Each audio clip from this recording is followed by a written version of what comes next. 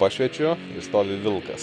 Šauni į pliką kūną, jie paėma taip išsitraukia, o čia yra draskimas. Pavadį paleidau, tai kai išsitraukia tą kirvį, užsimuoti, šuotiesi į tą ranką.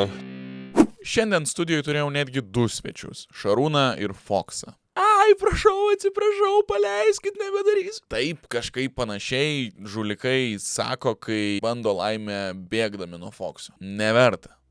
Tai kaip tikriausiai jau ir supratot, šiandien studijoje svečiuojasi policijos kinologas Šarūnas ir jo keturkojis kolega Foksas. Pasikalbėjome apie tarnybinius šunis, kaip juos treniruoja, kaip jie po to žulikus gaudo, kokaino ieško, dingusius namo parveda. Absoliutus kiborgai, ne kitaip. Jei podcastą žiūrit, tikriausiai pastebėsit, kad Foksas pakeitė mano kameros kampą porą kartų. Tai jei kažkas turit problemą su šituo, prašom kreipkitės į Foksą. Aš nedrįsau. Ir nepamirškit paspausti to like mygtuko ir paprenumeruokit kanalą. Jum absoliučiai nieko nekainuos, o man labai pagelbėsit.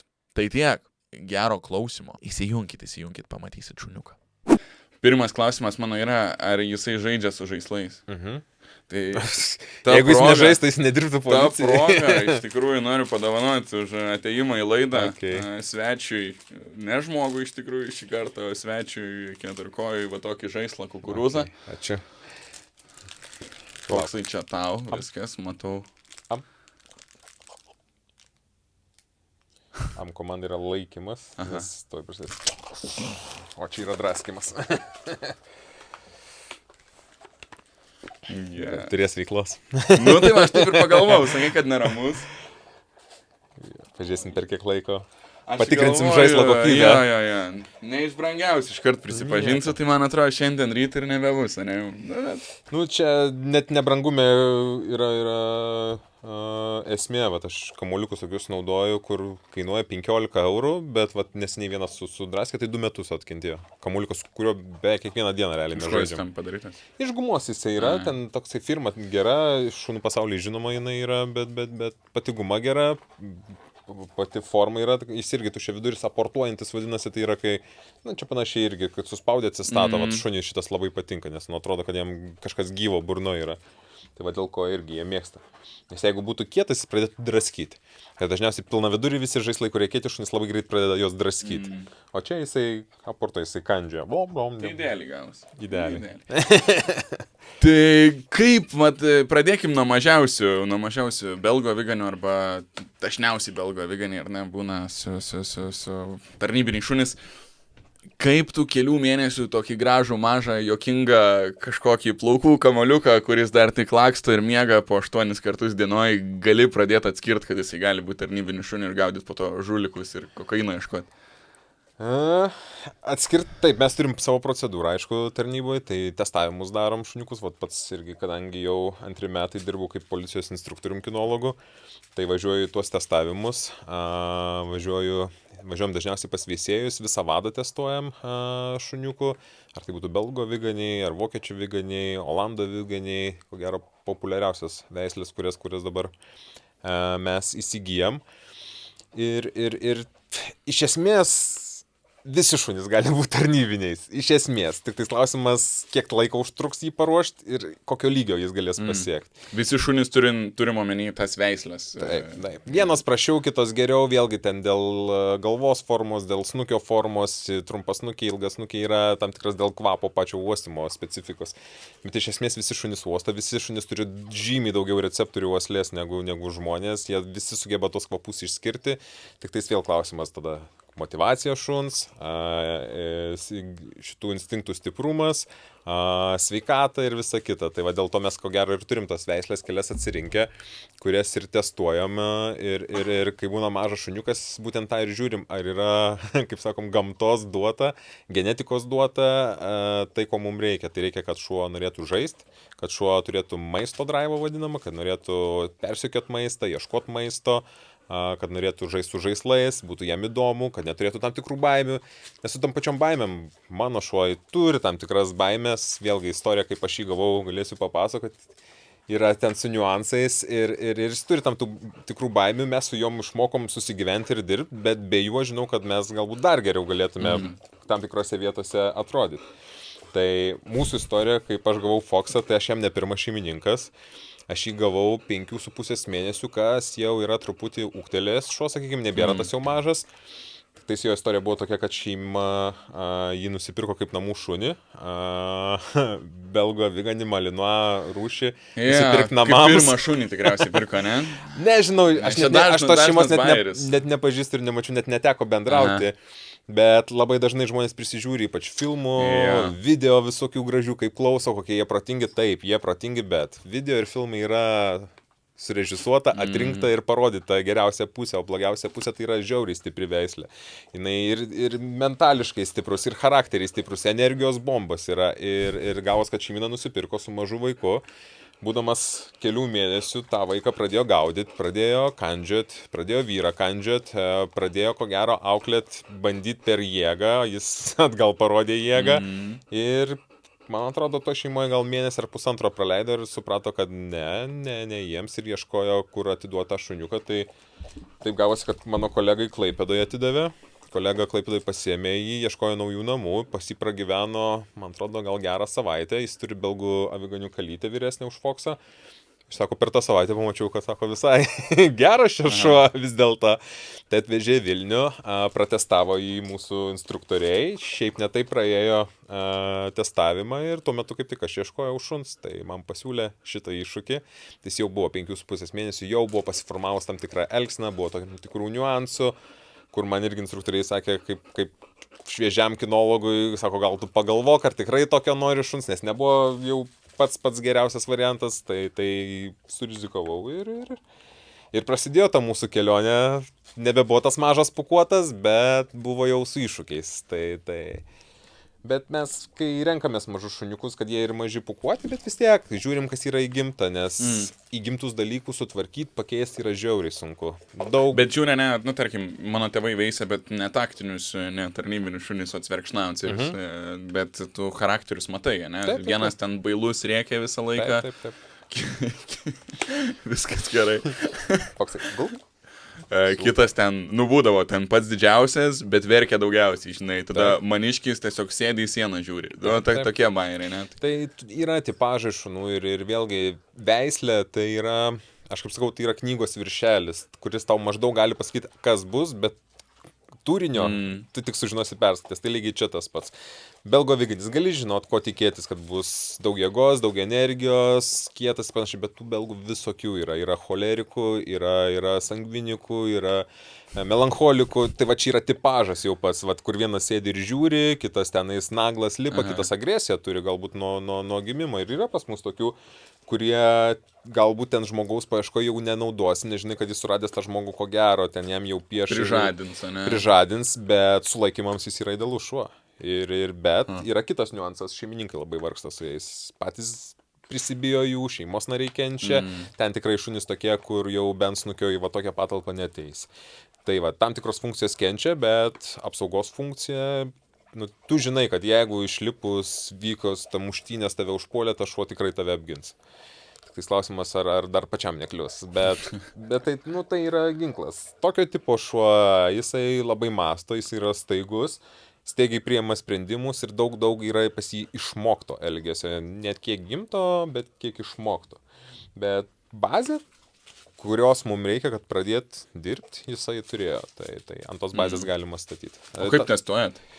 Kaip policija ar kariuomenė pasižiūri, kad galimai? Testavimai labai panašus, tiek pasienis, tiek kariuomenė, tiek mes žiūrime į tuos paprastus dalykus, tai pavyzdžiui, aukščio baimė, ar bijo aukščio, garsų baimė, kažkokiu didelį garsą ir žiūri, kaip reaguos. Tai mes dažniausiai ten, pavyzdžiui, kokiai patalpoje, jeigu yra plytelės, paimam bliūdą metalinį, kuris gerai skamba ir metam netoli šuns į orą ir nukrenta, jeigu šuo atsitraukia, bėga į kitą patalpą, už šeimininko slepiasi ir net nenori eiti tą vietą, jau kažkiek reakcija pati, kad šuo išsigąsta, yra normalu. Tai būna kiti šunys, kur pasižiūri, kas čia buvo, ir jeigu nueina dar prie to epicentro, tai yra prie to bliūdo, mums jau daug ką rodo, kad neturi kažkokių garsų baimių.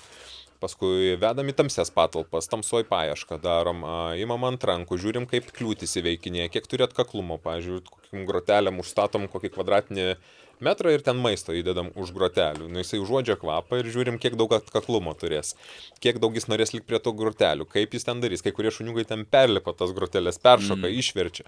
Paskui žiūrim su manuma, ten grotelių paliekam tarpą šone ir žiūrim irgi, kiek pamačius tikslą, ten galvoja tą tunelinių matymų, o ne ieško sprendimų, vaikšto, žiūri, kaip ten patekti. Tai va tokie dalykai ir vėlgi, jeigu tik leidžia galimybės, tą testavimą darom 2 kartus, nes vieną kartą stengiamės daryti aplinkoje, kurioje šuniukas auga, nes pamatai tada šuniuką tam tikroje būsenoje, tai yra, kai šuniui aiškiai aplinka, garsai, kvapai, viskas aišku, ten pasižiūrim, jo tokioje ramesnėje būsenoje elgesi. Ir tada stengiamės antrą testavimą darytis jam nežinomoje aplinkoje, tai dažniausiai pas mus į centrą atsivežam, jau po pirmos tos atrankos išvados, tarkim, ten kokius 3-4 pasižiūrim, kurie jau maždaug geri, ir tada stengiamės juos atsivežti pas save. Visiškai kiti šuniukai būna. Aplinkoje, kur nežino, kai kurie net sustingsta, nebevaikšto ir nebenori, ir bėga, ir įsijungia reaktyvumas, kad tik tais išgyventi, nes čia nebe namai, nebe namų kvapas. Tai irgi šitą kažkiek kreipiam dėmesį, žiūrim ir tada... Bet vėlgi, tas testavimas, vat į galvą lenda viena istorija, kai testavom irgi šuniuką, tokia kalytė belgo aviganių buvo, vadoj kiečiausia buvo. Visiems davė, ne? Lipo ant brolių, ten ant patinų, ten aršinų galvom, va čia tai bus gera. Ir dar kalė, šiaip kalės jos šiek tiek silpnesnės būna, sakykime, negu patinai.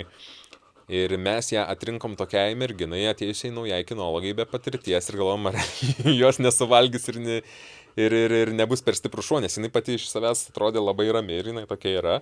Tai dabar tai kalytei, man atrodo, ar 4 ar 5 metai yra, tai visiškai mielumo, gerumo įsikūnymas prie šeimininkės prisitaikė, visiškai gera, gali prieit, glostyti, atsigulant nugarytės, pilvuką paglostyti, o atrodė, kai testai, kad ten bus žiaurus šuo. Tai turi dalis įtakos, ką mes testuojam, mes tą matom, bet kaip bus toliau, tai negarantas.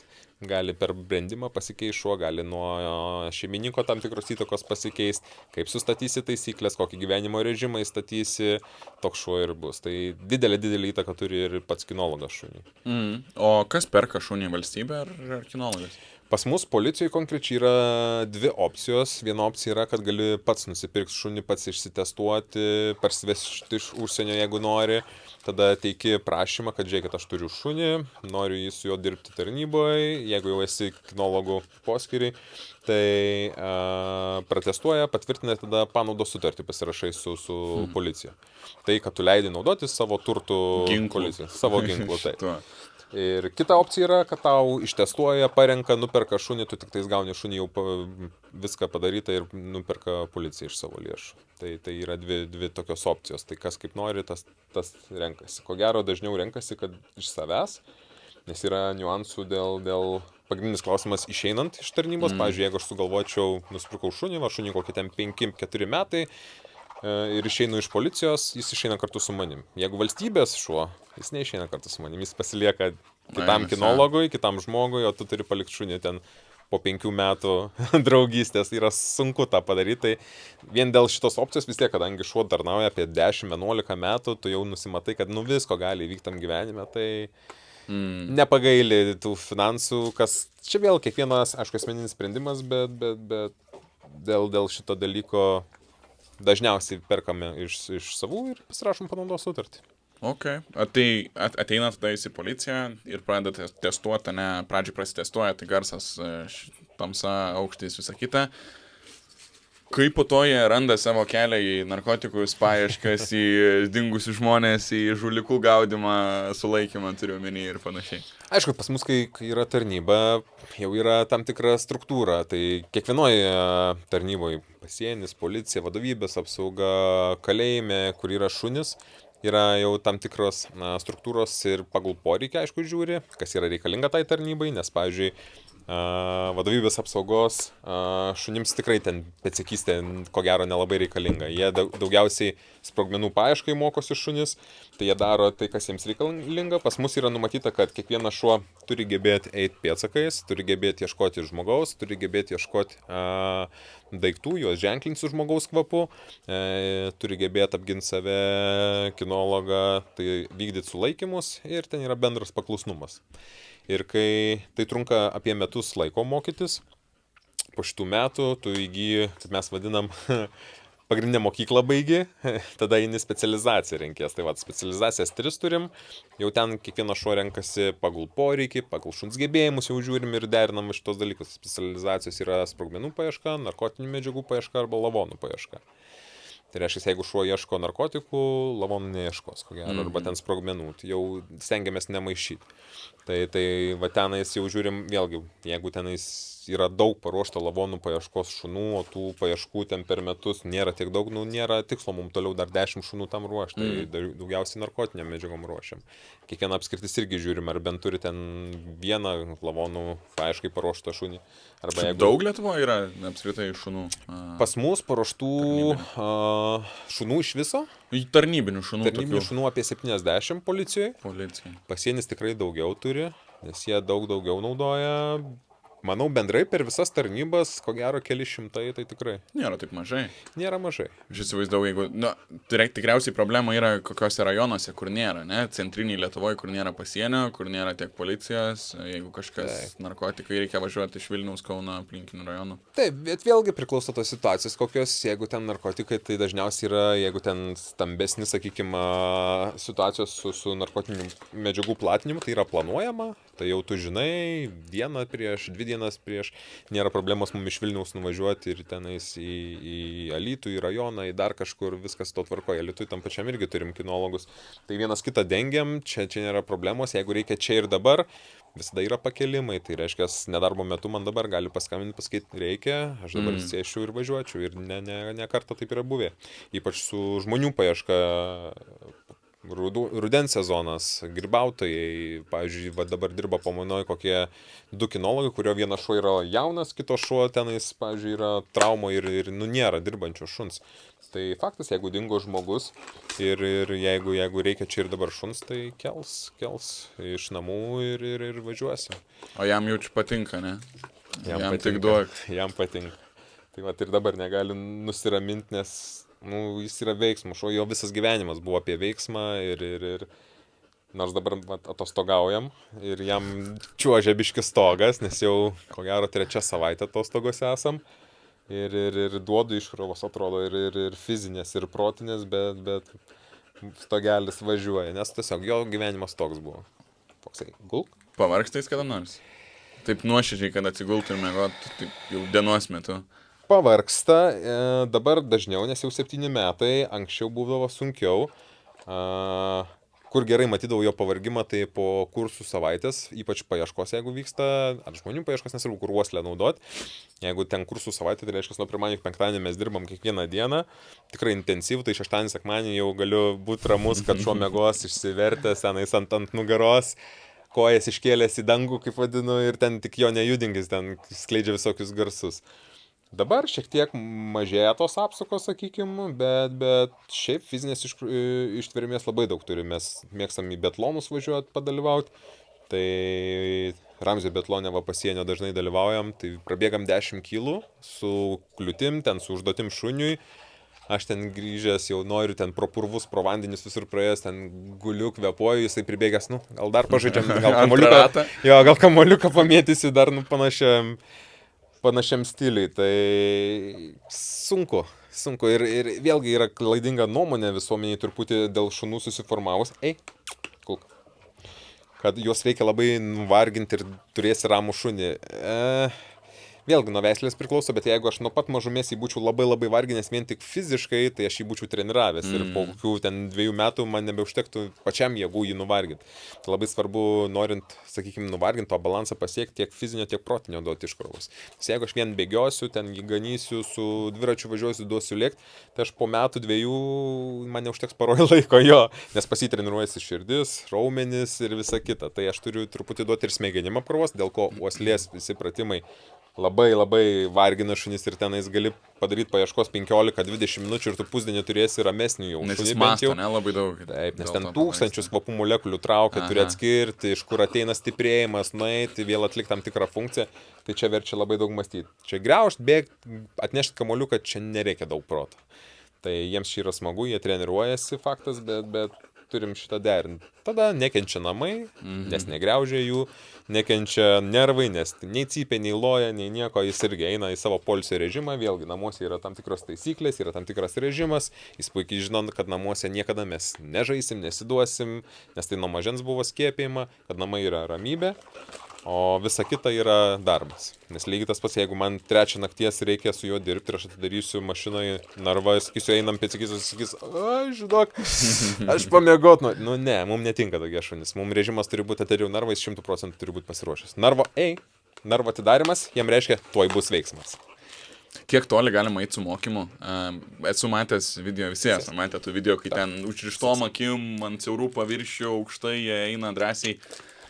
Kiek galima, kiek Lietuvoje, pavyzdžiui, yra varžybos tikriausiai, ne kažkokios kinologų, kiek nueinama? Yra varžybos ir nueit galima tiek, aš kaip visada sakau, jeigu tu fundamentą gerą sudėsi šunį jaunystėje, sakykime, kol jis formuojasi iki 1,5 metų, tai visi bairiai, triukai, ką jis gali padaryti, tai čia yra tavo fantazijos ir tavo atkaklumo klausimas.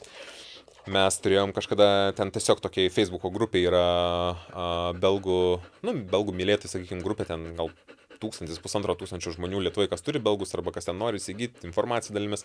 Ir buvom susigalvoję, neatsimenu, kiek ten mūsų žmonių buvo, gal kažkas iki 20, kad pusę metų žaisim tokį žaidimą.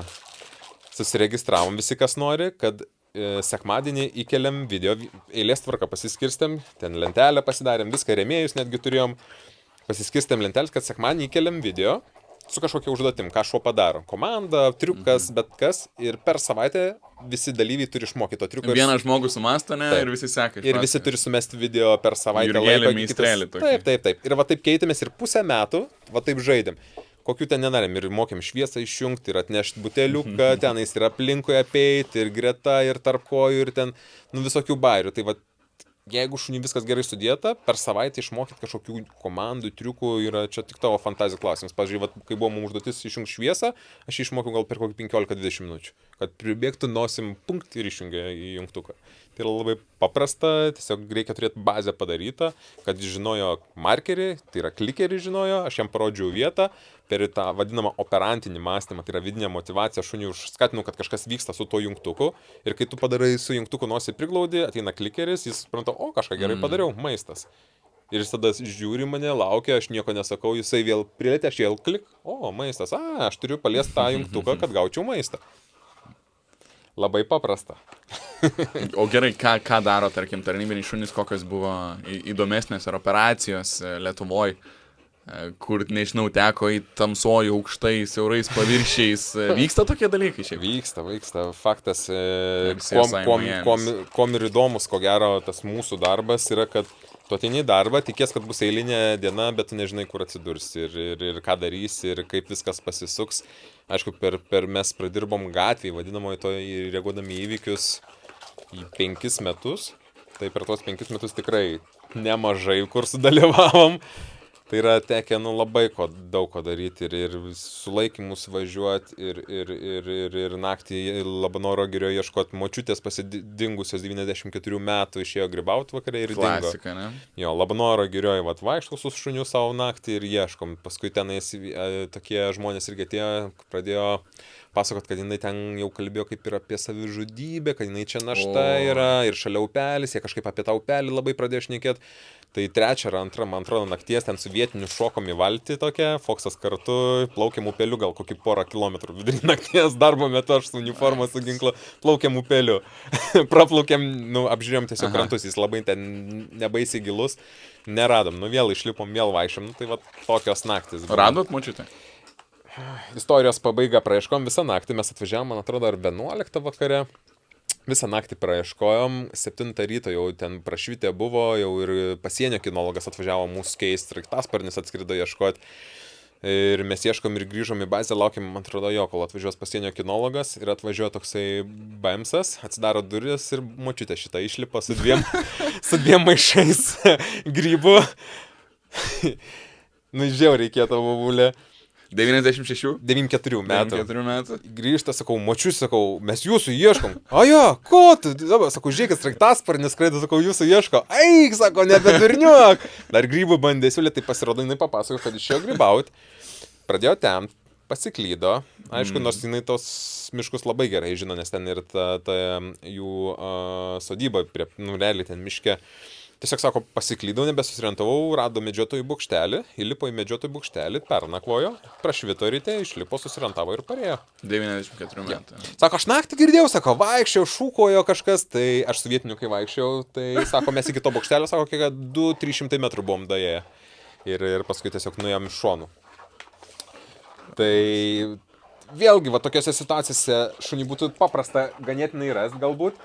Bet kas buvo niuansas, kai mes atvažiavom, jau ten pusė to kaimo žmonių jau buvo pravaikščioję miške ir praieškoję jos. Tai pėdsekystėj, šuo tiesiog pradėjo maltis visur ir nebegalėjo. Jeigu jinai būtų išėjus viena ir ten ganėtinai nuošalu ir būtų jie iškart pakvietę mus, tai ten nuo sodybos gali paleisti šunį tais pėdsakais, ganėtinai sterilu, laikas nedaug praėjo, ten būtų pusdienis, galbūt ten kelios valandos.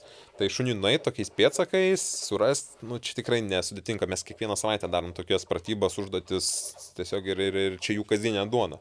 Bet kai prasideda realybė, kaip aš vadinu, jau nebėra tos sterilios sąlygos paruoštos kaip treniruotėse, tai va čia šuo ir pradeda kaupti tą patirtį, kaip reikia surasti va tokius dalykus ir nors ir apmokytas, ne visada mes jo galim, kaip sakant, ir išgautos naudos, kurią dėl to ir aš dirbu, ir jisai dirba, ir mes turim kartu galvoti.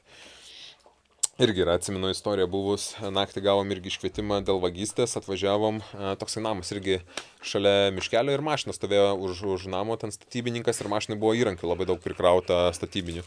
Išdaužtas galinis stiklas, tai žmogus name būdamas, sako, kažkaip išgirdau, ar kažkas prabudo ir pradėjo, pats pamatė, kaip šio mašinos realiai įrankius vagia, tai jis sušuko, pabėgo tas, tai atėjos ten jau pusė įrankių tų nebuvo. Tai va, tokioje vietoje labai gerai, nes pats nevaikščio, niekur negaudė, iš karto kvietė policiją, mes atvažiavom, tai aš nuo mašinos paleidau, praėjom gal kokį pusę kilometro ir dėjom nuo to miškelio link tokios gatvės ir radom visus įrankius sudėtus prie pat gatvės. Tai spėjom, kad jisai tiesiog nešiojos maršrutu tos įrankius, būtų atvažiavę paskui su mašina, susirinkę ir išvažiavę, nes ten tikrai didelis dėžės tų visų pjūklų ir panašiai. Tai ten šeimininkas galvojo, kad išbučiuos tą šunį, sako, tas langas, sako, man šis, sako, įrankiai, čia, sako, mano darbo duona yra ten virš 1000 ko gero eurų būtų buvęs nuostolis. Tai va, tokios situacijos mes, galim gerai pagelbėti, sakykime, nes šunį ten praeit 500 metrų, ten pusvalandžio senumo pėdom, tai čia yra jo įgimtas dalykas. O kaip jis žino, kad reikia, kokio kvapo ieško tokiu atveju? Kieno kvapo ieško? Nuo situacijos, aišku, priklauso, mes dažniausiai, jis ieško bet kokio šviežaus žmogaus kvapo. Dėl to biški skiriasi, kai reikia eiti pėdom, pavyzdžiui, mieste, kai įvyksta kažkoks nusikaltimas ar panašiai, ir kai dingsta žmonės miškuose, priemiškėse, pievose, ar kažkur ten pabėga, mašinas meta, pavyzdžiui, girti vairuoti ir bėga. Ten šunį daug lengviau. Mieste jau yra sunku paaiškinti būtent kuriuo kvapu eiti, ypač jeigu tai yra ten dienos metas intensyvu, daug žmonių vaikšto, ten yra milijonai tų kvapų ir jie maišosi. Vėlgi danga labai daug ką lemia, nes minkšta danga, jinai daug geriau sugeria kvapą, pažeidimas lieka. Ant asfalto viso kito, tai daug sunkiau šuniui. Jau yra visai kita specifika, kaip mokyti šunį šitais dalykais. Tai čia vėl labai prasideda šuns patirties turėjimas, gebėjimų, kinologo žinių bagažo ir tas bendras darbas. Bet yra buvę daug. Bet tokiu atveju, kažkas išdaužė stiklą, paėmė tos įrankius, tai jisai supranta, kad čia kažkoks žmogus ką tik buvo. Kodėl jis, pavyzdžiui, nenueina paskui savininką į namus? Kaip jisai skiria, kad reikia eiti paskui? Toj situacijai būtent tai vėlgi savininkas, kadangi matė, kur pasišalins, man nurodė kryptis, kad va čia nubėgo. Aš tiesiog nuo mašinos paėjau gal kokius 5 metrus tą kryptim ir dariau aptikimą vadinamą. Tai yra, kai duodi šuniui komandą pėdos ir šuo pradeda uostyti ir maždaug jisai uosle mato taip, kad pilka, o raudonas takas, pilka. Nes raudonas takas tai yra šviežias, tiesiog kvapas, galbūt dar net kvapo molekulės ore yra ir jie lygiai tas pats, kaip šunis mėgsta miškuose lakstyti laisvai ir ten žvėrių pėdsakus užuodžia, tai lygiai tas pats laksto ir pradeda uostyti viršui ten arba apačioj, nosis į žemę ir pradeda bėgti netgi kartais, tai čia instinktas yra, tai mes lygiai taip pat tą instinktą stengiamės, kaip aš vadinu, įforminti į tam tikrą komandą ir čia vėl mano reikalas jam aiškiai išaiškinti, kuom tu turi sekti ir ką tu turi rasti. Tai jeigu yra kažkoks daiktas paliktas, taip, liuks, tada yra daug lengviau, nes šuo užsiuosto tą daiktą ir nuo to daikto ieško būtent to kvapo tarp daug kitų kvapų. Tai va čia mieste jau gelbėja, jeigu yra kokį nors ten pirštinę numesta, netgi jeigu palangė liesta matos ar ten durų rankina, žinai, kad liesta po vagystės, tai bent jau tą duodė užsiuosit. Jeigu yra kažkoks daiktas likęs liestas, tai dar geriau yra. Jeigu asmeninis daiktas, tai iš vis labai gerai yra. Okay. Klausimas, kurį užduoda mano šuo Dumbo, taip yra parašyta. Ar kiti šunys gatvėj pagarbiau žiūri į tarnybinius šunis? Būtų įdomu išgirsti atsakymą iš Fox'o. Aš manau, kad nėra. Tarp jų skirtumo nėra, tik tais elgesys skiriasi. Ir vėlgi, matosi, nors vėlgi yra ir tų pačių netarnybinių šunų, kurių elgesys yra visiškai fainas, geras. Ir čia vėl gal labiau priklauso nuo auklėjimo, nuo šeimininko, nuo šuns tipažo, nuo šitų dalykų mikso. Tai aš žinau, kad maniškiai šuniai, kiti šunys yra visiškai neįdomus. Nekreipia dėmesio. Jis ignoruoja, jis ten gali pažiūrėti, netgi... O kaip be pavadžio vedžioji? Ne, dėl kitų saugumo, dėl kad kiti žinau, kad turi kas baimę šunim panašiai. Galėčiau šį vedžioti be pavadžio, viskas su to būtų ok, jis eitų šalia, klausytų ir ten niekur nenubėgtų, viskas su to tvarkoja. Dėl pagarbos kitiem, jeigu aš prasilenkėsiu su žmogum, kuris turi fobiją, pavyzdžiui, šunims, arba jam yra įkandęs, gulk. Tai, o čia toks kiborgas. Ne? Jo, jisai vien pamatęs, kad šuo be pavadžio, ten gali panikos ataką ištikti. Vien dėl to, nes vedžioju Vingio parke, būna pasileidžiu tenais pasidaryti, pavyzdžiui, treniruotę estradai. Aišku, susilaukiam tada dėmesio, nes daug kas pamato, kaip šuo klauso, kaip ten, pavyzdžiui, estradai aš jį palieku gulėti, nueinu į kitą pusę, pabūnu, grįžtu. Ir eina žmonės žiūri, šuo guli toksai. Tai... Ir jis gali praeiti, nepakelsi su komandom, jeigu aš jam duočiau komandą, nekreips dėmesio. Priklauso nuo tam tikrų sąlygų, jeigu šiaip tiesiog prieitum ir duodum komandas, ne, jeigu rankoj turėtum žaislą, maistą, gal kažkiek klausyti, aš niekada jo nemokiau kitų neklausyti, man niekada to nereikėjo, galima išmokyti ir jis tikrai neklausys ir aš niekada nemačiau poreikio tam. Ir kur žinau, kad jis tikrai neklausys, tai kandime. Jeigu kandime, tu sakys jam palik, paleisk. Ne. Šitą žulikai jau neapgausa, ne? Tikrai ne. Bet su kitais šunim, aš netgi jį, kai mažiukai šunis pas mus ateina ir yra dažnai niuansų su mažai šuniukais, kad jie auga vadoj. Vėlgi, čia eikš.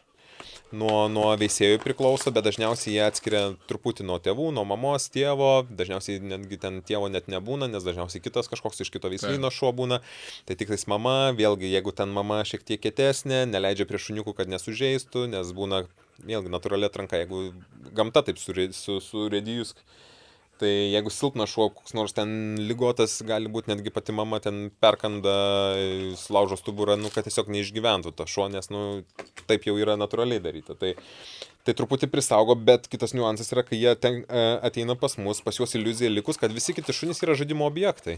Nes jie vadoj lygiai tą patį darė su šuniukais, lipo ant galvos, kando, tenais darė ir jie pamatė kitų šunis, turi tą pačią iliuziją, kad kiti šunis, nes jis tokią patirtį tik turėjo gyvenime, jeigu ten mama nepaaiškino taisyklių. Tai aš Foxą, pavyzdžiui, leidžiu su mažai šuniukais, jis žiauriai gražiai auklėja juos. Ten maži šuniukai prieina, ten loja, bando žaisti. Mažiukai, bet jau suaugę, ta prasme, mažas veislės, ne?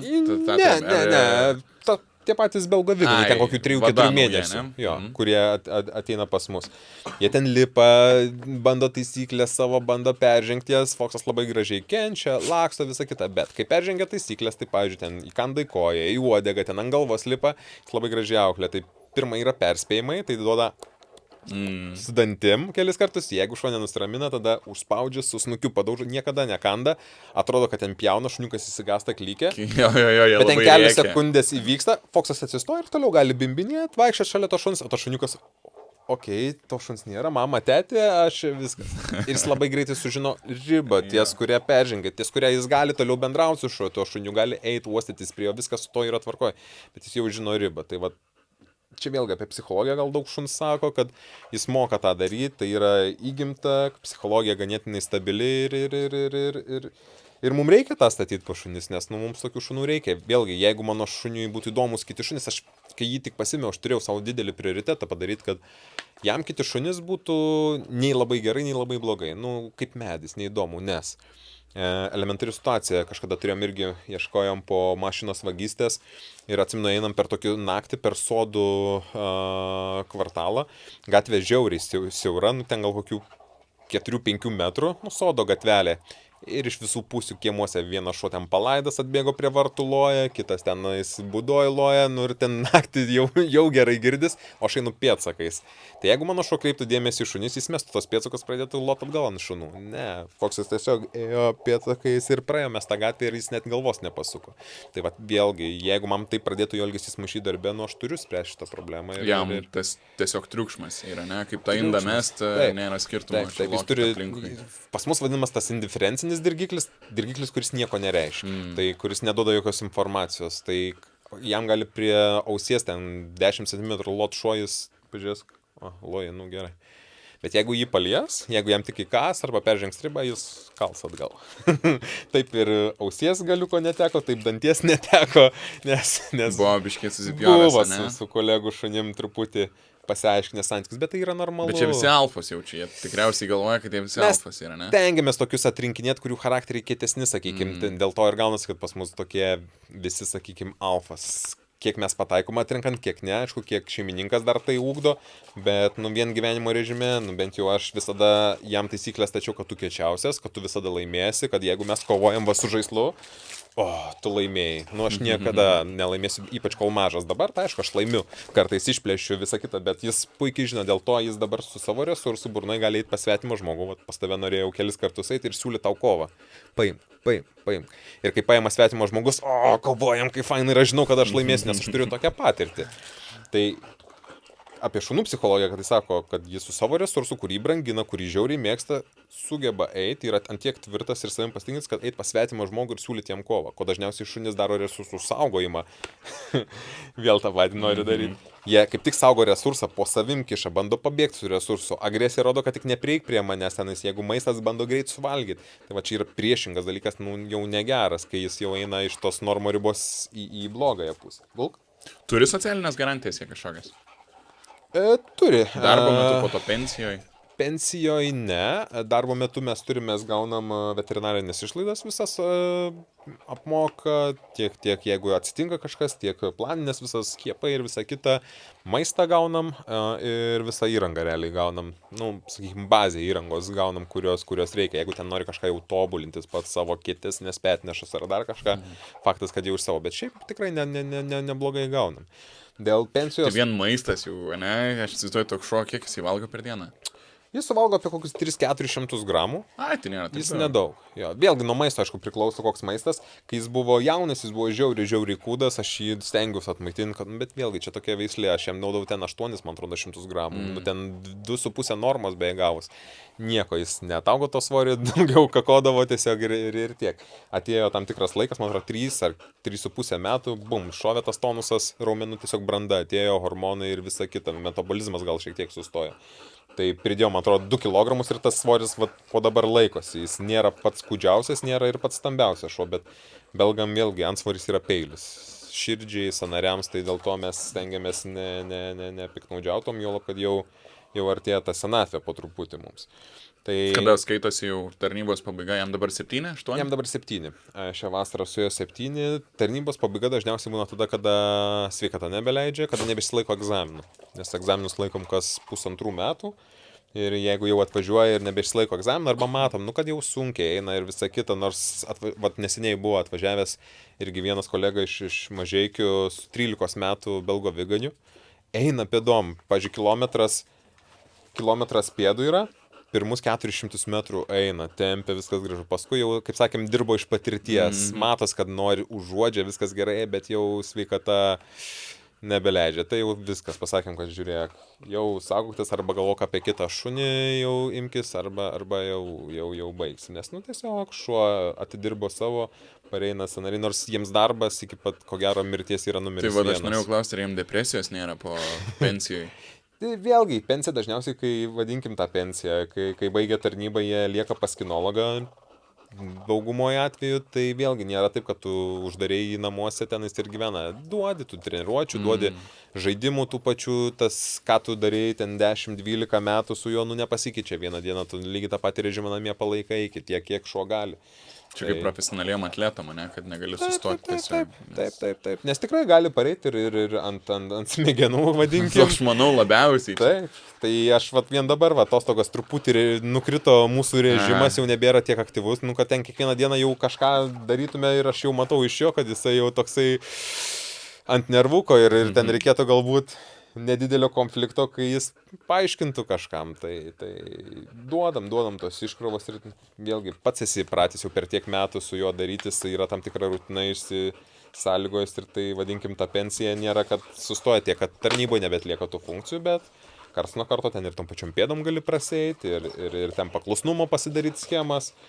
Ir tas pačią apsaugą, ten įsikasti kažkokį žaislą ir rankovę, tai jie tą mėgsta, jiems tai yra kaifas, jis visą gyvenimą tai darė, tai pulk. Kažkur minėjai, man atrodo, gal 15 minučių podcast'e prieš metus, kad dažnai veikia kaip psichologinis aspektas, ne? Tiesiog mato šunį ir nebedaro blogų dalykų žmonės. Taip.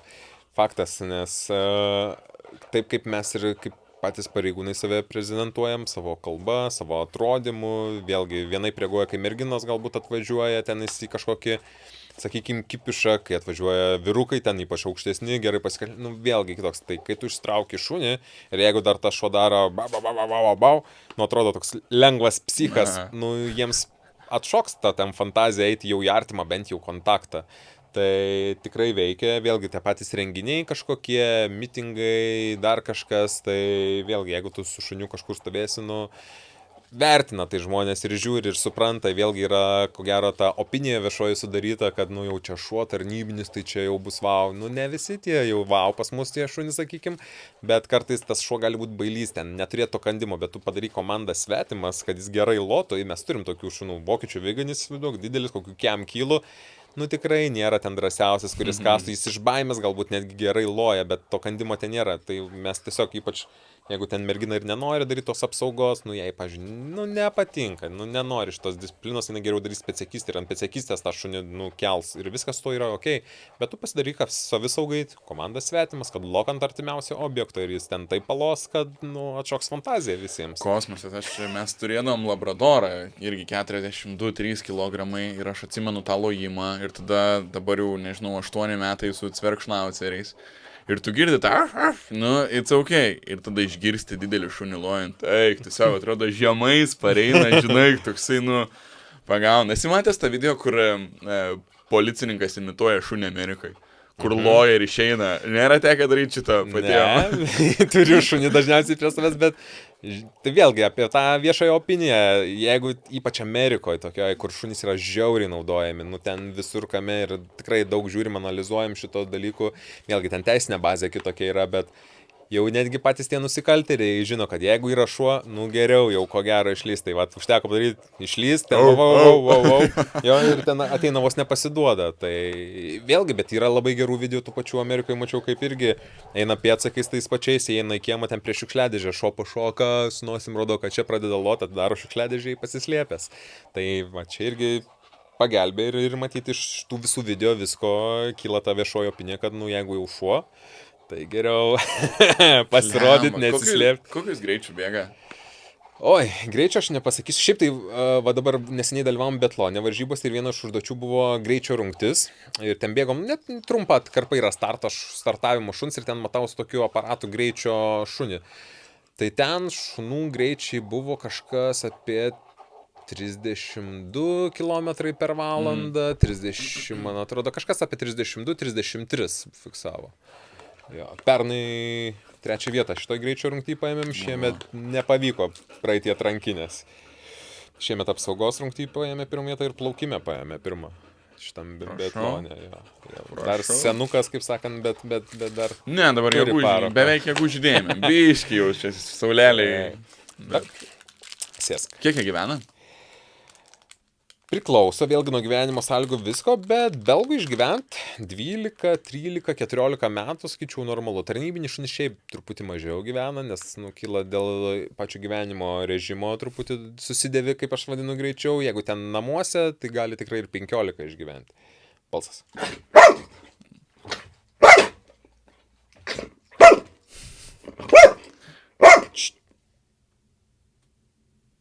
Balsas.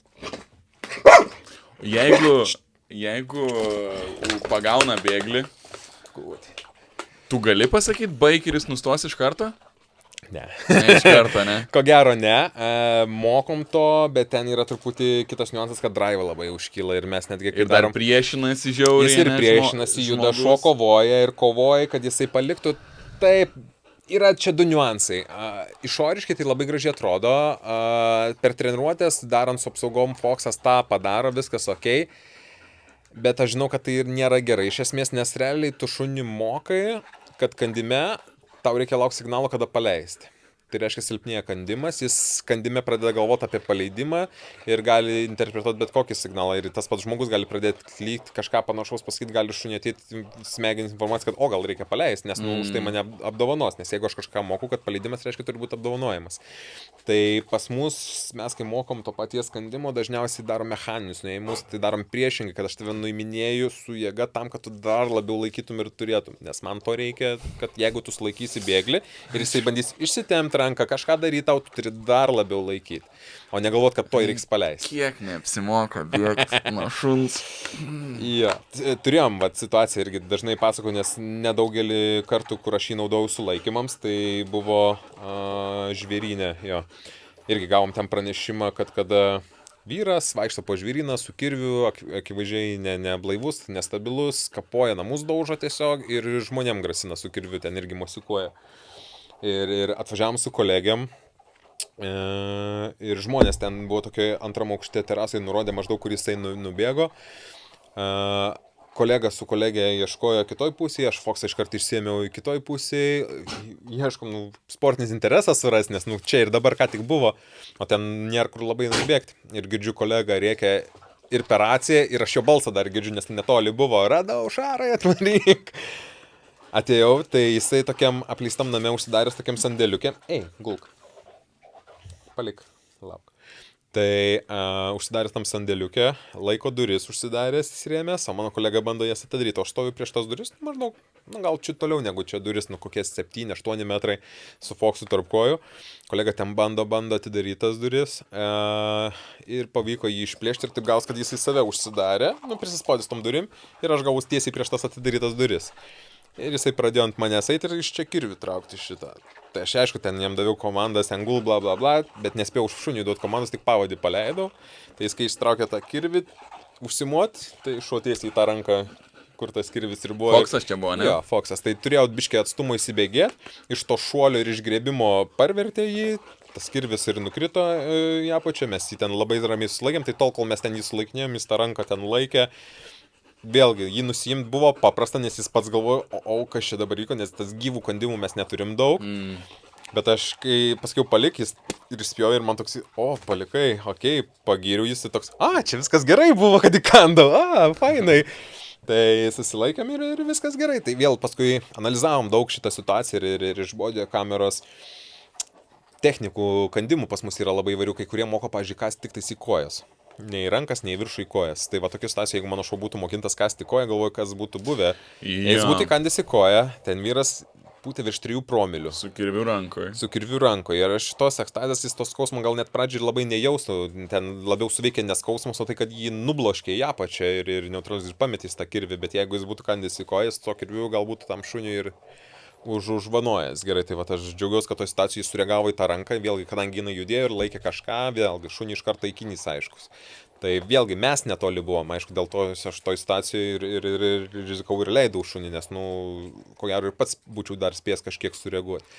Bet viskas, ačiū Dievui, laimingai baigėsi ir su mažom pasiekmėm, nes, vėlgi, kai grėsia pavojus tiesioginis tau, su kirviu, su peiliu, nesvarbu su kuom, yra galimybės naudoti, ne tik tai šunį, yra ir taseris, ir ginklas, ir problema pas mumis, biški Lietuvoje policininkam nelabai galima pasirodo. Problema, vėlgi, čia nėra problema, yra viskas aprašyta, tik tais turi susitaikyti su to, kad bus procedūros. Teisminis procesas, ne? Jo, tai kad bus procedūros ir vėlgi, jeigu tu taktiškai tinkamai panaudosi, kūno kameros yra, viskas ten buvo filmuota ir Taip, faktas, kad netgi teisiškai panaudojus, ką matom, nu, praeini procesą. Yra reikalų. Yra reikalų, vadinkim. Taip. Bet koks jausmas yra siūsti savo tokią vieną artimiausią tikriausiai draugą, partnerį į pavojų? Tuo metu galvoji, vertini rizikas? Labai, tai va, tu per 2 sekundės turi priimti labai daug sprendimų. Ką daryti, kas grėsia, kas bus, kas lauks, kas atsitiks šuniui, ką tu gali padaryti, kaip padaryti. Tai turi įvykti per 2 sekundės. Atrodo, žmogus sužydžia, bet tu kažkaip kitaip vertini, nes tas žmogus gali pasakyti, kad jam skauda, jisai gali apsiginti, nu, iš dalies, tarkim, gali apsiginti ar ne, nesakau, tikriausiai labiau skauda gal, kai žmogus miršta, bet man pagalvoti, kad mano va taip šunis sužeistų. Faktas, kad turi susitaikyti su tom, kad tai gali būti, turi labai pasvertis tas situacijas ir aš manau, pagrindinis dalykas turi būti labai daug įdirbio, kad tu tos situacijas mažiau galvotum, daugiau veiktum ir tu žinotum opcijas, kad tau, nu, aš vėlgi kaip kovinį sportą prasportavęs, ten, pavyzdžiui, sulaikymuose, aš nebegalvoju, kaip tavo ranką užlauž, kaip tave pergriaut, pas mane automatiškai vyksta, aš netgi jaučiu, kur kūno svorį pernešti. Jiu-jitsu įsijungia, ne? Nu, aš graikų-romėnų imtynės 11 metų atsportavau, tai sulaikant asmenis, tenais būnant artimam kontakte, nu, man nebereikia galvoti, kaip pergriaut tos pačius, vat, sulaikant psichinėm lygoms sergančius asmenys yra ko gero sunkiausi. Girta apsinešusi narkotikais kažkokie nėra taip sunku sulaikyti kaip psichinė. Tai va ten yra reikalų. Ir ten gali būti mergina, gali būti jaunas vyrukas. Ar jie turi jėgos daugiau, ar nenuspėjami, aš nežinau, ar kas gali? Kas ten visą kitą, aišku, kad gali, bet ten jėgos yra tiek, kiek tu nepasakytum, kad tas žmogus gali iš vis turėti. Kažkada irgi gavom pranešimą į vyriausybės duris, kad spardo. Buvo vakaras, man atrodo. Jūsų darbas. Jo, atvažiavom į Kudirkos aikštę, 3 tada dirbom, aš, mergina ir naujokas, kurį apmokėm. Radom tą vyruką, bandėm jį sulaikinėti, 3 niekaip nepargriovėm jo ant žemės. Kolegos laikė už rankų, vienas, man atrodo, gal už kojas kažkaip. Aš kaip ir galvą ten bandžiau pasimti, 3 per kojas, pardom, niekaip. Atbėgo iš vadovybės apsaugos 2 tokie geri vyrukai 5. Vos po tam tikrų techninių veiksmų pavyko jį paguldyti. Gal kaime augęs? Ne, jis iš Naujosios Vilnios augęs. Bet jis jaunas buvo, jis už mane, ko gero, jaunesnis, bet psichinė liga sergantis ir ten tų jėgų, nu, kai tu su juo sulaikinė ir tu pajauti tas raumenis įsitempusi, tą jėgą visą, nu, nepasakytum, kad žmogus tie gali turėti. O tazeris irgi neveikia to žmogaus? Būna, ne, kad neveikia? Dažniausiai ir neveiks, nes vėlgi tazeris, jisai veikia nervinę sistemą, motorinę ir sensorinę. Tai motorinė yra, su kuria mes, sakykime, daug maž galvojam, smegenis, kai siunčia signalus raumenis, va dabar pakelti ranką, ne?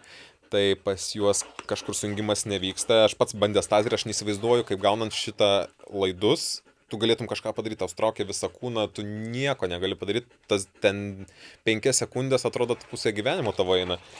Jiems dažniausiai neveiks. Labai girtiems tenais, kurie jau ne pirmą dieną kurie ne pirmą dieną vartoja, irgi dažnai neveikia, tie pačios dujos irgi dažniausiai neveiks, tiek psichinėms esu ir pats matęs, ir kaip pats šoviau, ir farose tos pačios yra buvęs, šauni į pliką kūną, jie paima taip išsitraukia ir eina toliau, ten biški gali pasikrypulėti, nenukris, nieko neveiks, nes čia nervinė sistema veikia ir kas, belieka fizinis kontaktas tokiai situacijai, nu vėl nuo situacijos, aišku, Amerikos laikai šaut gali. Amerikai, sakau, teisinė bazė kita yra ir ar pas mus to reikia? Ne, nes pas mus ir mentalitetas visai kitoks, tai yra tų kitų priemonių, bet ko mums reikia tikrai, manau, kad daugiau pasirengimo, geresnio pasirengimo, geresnės atrankos tų pačius pareigūnus, bet vėlgi mes neturim tos pramangos, nes yra trūkumas. Tai iš to trūkumo tų kažkokios aukštos vertės, ten ant gerų tokių vyrų, kurie net pasižiūrėjus klubuose, kur apsaugoje dirba tokie vyrukai, nu mes norėtume tokių gal policijoje, kad ateitų, nu kur tu pamatai ir tau praeina noras. Bet dėja, nu negalim to turėti kol kas. Gaila, bet. Mažėja biškelį žmonių Lietuvoje. Mažėja. Visose profesijose to trūksim. O gerai, tai leidi savo šunį į pavojų, sakai, gauna kažkokią įrangą. Kokią gali turėti šuo įrangą? Lemenė kaip minimum, aš įsivaizduoju. Jo, bet ta lemenė nėra nei peršalama nieko, jinai paprasta lemenė, ten mes ją naudojam. Maišiuką minėt. Ne, mes ją naudojam apsaugai tam, kad nebūtų ankaklio, kad šuo nesismauktų, kad jis pilnai jaustos komfortiškai, kad temptų. Ta pačia lemenę naudojam dėl skiriamųjų ženklų, vėlgi policija, visa kita yra. Bet ta įranga, nu kas, yra pavadėliai, yra antkakliai, yra lemenės, yra tam tikri dubenėliai, žaislai, klikeris tas pats vadinamas.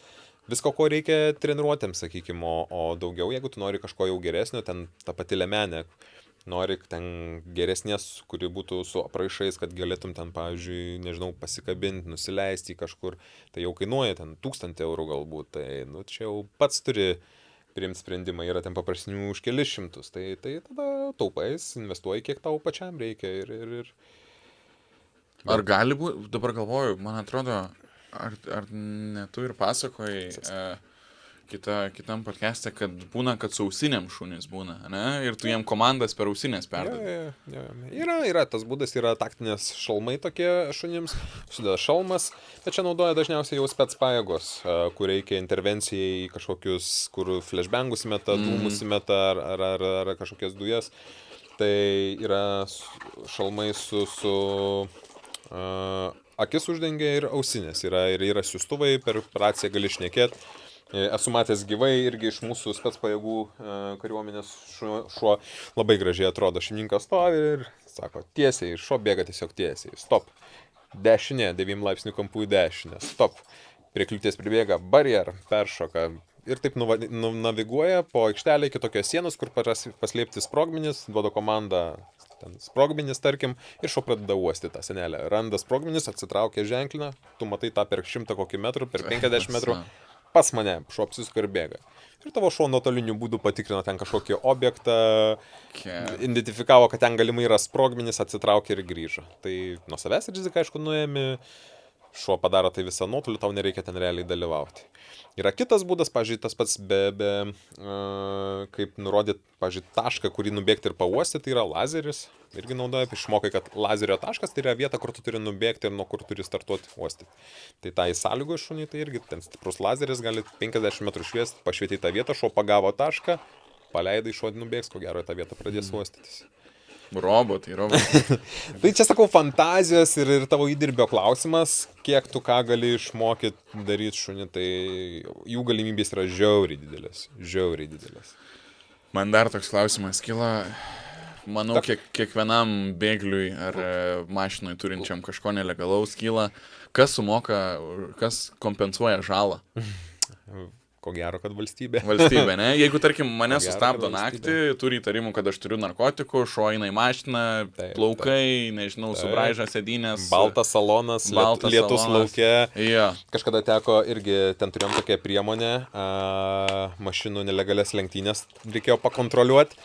Tai nuvažiavome ten aikštelį ir ten mašinos korvetės, ten tikrai geros ir buvo informacijos, kad vartoja galimai narkotinės medžiagas, tai ir leidai tas mašinas, kurios kainuoja pačiam biškį gaila, ne? Pačiam gaila, aišku, supranti ir tą žmogų, tai stengiasi galbūt minimaliai, jeigu ten matai, kad dar tas savininkas normalus, ten nedras kokių ir visą kitą, tai tikrai jau prisaugai, bet ir šiaip saugom, vėlgi turim batus šunim, esu pripratęs bent jau aš, tai su batais dirbam, kad su nagais, pažiūrėjau, nesubraižytų tos pačios mašinos. Norėjau sakyti, bachilus ant kojų, žinai, tas, kur... Galima, tas pačias kojines, bet vėlgi aš peršalas, aš turiu tokius batukus, uždedu jam, nes mes kai į misiją važiavom, tai kadangi iškart perspėjo, kad ten kalnuose labai daug yra koncertinos vėlų prikarpytų ir labai šiaip akmenys aštrus, tai prisipratinau prie batų ir dabar su batais jiem dirbti nėra problemų. Ir žiemą dabar, ne? Vien bedžiot jau miesto gatvėm per druskas. Šią žiemą, kai buvo labai daug druskų, tai dėjau irgi batus, nes tiesiog jos įlenda į tarp pėdučių, pragriaužia iš karto žaizdos atsiranda. Labai juokinga pradžiai, bet greit pristačiau. Aš irgi, kai uždėjau pirmą kartą, buvo juokinga, net pajudėti negalėjo, bet ten keli kartai prisipratinau, įjungiau drive'ą, žaislą gaudyti, ten lakstęs tais batais, kaip atrodo, kad nebūtų. Ir tiesiog vėl įdirbio klausimas ir greit pamiršo tos batus, uždedi dabar, gal pirmas kokią minutę, dvi dar šiek tiek keiščiau eina, bet eina viskas gerai, paskui pamiršta ir dirba, viskas tuo tuo yra okei. Bet šiaip, jeigu būtų kažkokia žala turtui, tai faktas, kad bus, bet kol kas... O jeigu tu turi narkotikų, vis tiek valstybė dengia tavo mašiną salonas. Manau, kad taip. Kaip ir logiška, ne? Manau, kad taip, nes vėlgi tu neišvengsi, tai yra šuojas ir tų pačių plaukų. Vėlgi, kiek mes esam dar ir turėdų, ten būna tokių, kur pasipiknė, kad čia šunį leidai ir panašiai, čia man valysit salonas, viskas tvarkoja, sakau, parašykit į policijos departamentą su sąskaita faktūra, apmokėsim, jokių problemų. Jeigu tu matai, kad arba yra planas priemonė, ar tu matai, kad yra pagrindas tau atlikti šitą dalyką, funkciją, tau, kaip sakant, teisę suteikia, tai už pasiekmes kaip ir tu neatsakai. O kas už sveikatai žalą padaryta? Čia priklauso, su sveikata jau priklauso, ko gero, tiksliai teisiškai nežinau iki galo, bet, pažiūrėjant, tuo atveju, kai mes įkandom, tai nieko, mes nuvežėm ligoninę, susiuvo ranką. Nereikėjo bėgti visų pirma, ne? Taip, tai jeigu tu priešinės ir gauni pasiekmę, tai yra, vėlgi, žiūri priežastinį, ko gero, ryšį, dėl ko atsirado šitos pasiekmės, ar dėl tavo veiksmų, ar... Nes jeigu dėl mūsų veiksmų atsiras pasiekmės, tai galbūt mes kalti šito, bet jeigu mes nekalti, tai... Nes tas vyras tada, kai krito, tai jis... Su to kirviu, kai krito, tai jis dar sugebėjo lūpą prasiskelti iki pat nosies. Čia atsivėrė viskas, kraujai, taškas, dar ranką vežėm siūt, lūpą siuvo. Tai, bet, kiek žinau, šitos istorijos nieko pretenzijų neturėjom. Viskas ten buvo gerai. Kai būna paleisiu šunį, rėkėte, ne? Kažką panašaus. Jo, mes turim dažniausiai savo ten stot policiją leisiu tarnybinį šunį. Dažniausiai šitą rėkiam, tai vis tiek tu turi savo ketinimą išreikšti, kad žmogus turėtų ten bent jau sekundę, dvi. Pamąstyt, duokit žmogui. Jeigu situacija tokia, kad net nėra kada tau pasakyti, arba tavo pasakymas uždėls tiek, kad bus per vėlai naudot, arba kils grėsmė, tai gali ir net neįspėjęs jau leisti šunį. Lygiai tas pats, pavyzdžiui, migrantų, kai važiuodavom ieškoti miškuose, tu paleidi šunį paiešką ir jis gali rasti migrantų už kokių 200-300 metrų nuo tavęs. Tai... O kuris išmoktas kasti ranką? Dažniausiai kasti viršų, į ranką. Į veidą nekas.